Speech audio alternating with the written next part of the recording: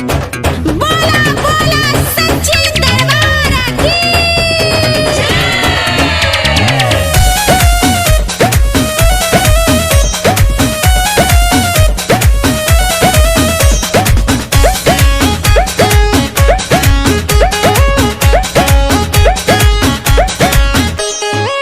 बन पंडाल भले लेके परमिशन मूर्ति रखाई में नइखे ससपीसन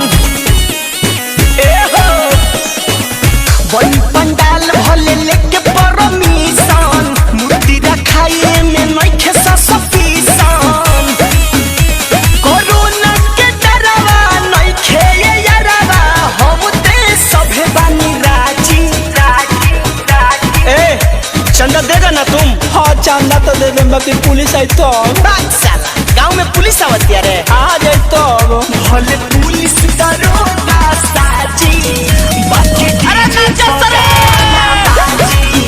भले पुलिस दरोगा साजी बाकी गोलुआ के गाना बाजी बोला बोला शेरा वाली मैया की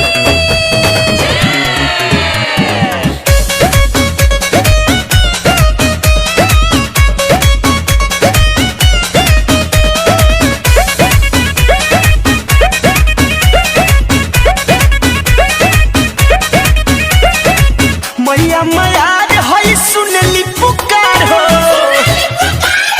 बन रहा बाबू कृपा से इनका न रही रोग प्यार हो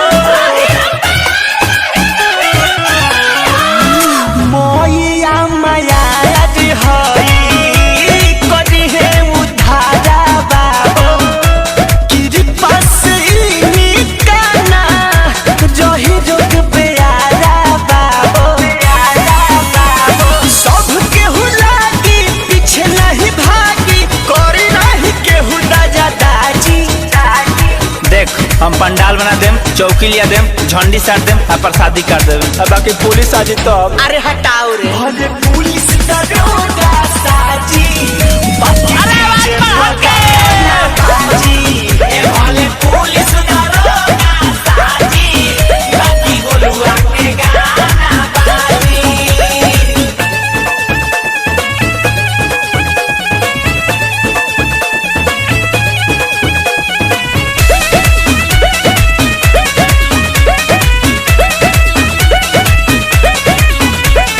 सप्तमी के मुंह खुली लगी जाए कारा प्रभु विष्णुपुरी